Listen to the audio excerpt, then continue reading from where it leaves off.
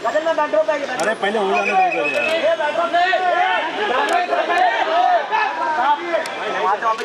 अरे राइट में एलसीडी है उसका। नीचे करो ना यार, सामने देखिए।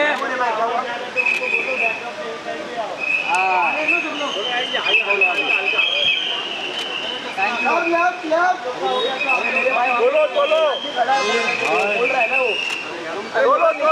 Solo solo.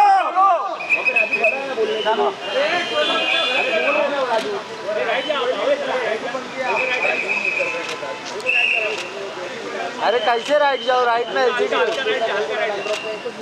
अरे मोबाइल नीचे करो भाई, मैं बोल रहा हूँ।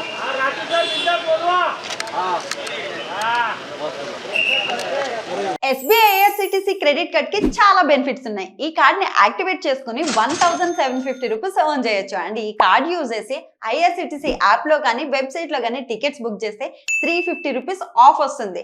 ఓన్లీ IRCTC యాప్ లో మాత్రమే బుక్ చేస్తే 500 rupees Amazon gift card. Also ప్రతి ఆన్లైన్ స్పెండింగ్ మీద 10x reward points, 4 complimentary railway lounge access కూడా మనం ఎంజాయ్ చేయొచ్చు. సో లేట్ చేయకుండా కింద లింక్ ని క్లిక్ చేసి వెంటనే అప్లై చేయండి.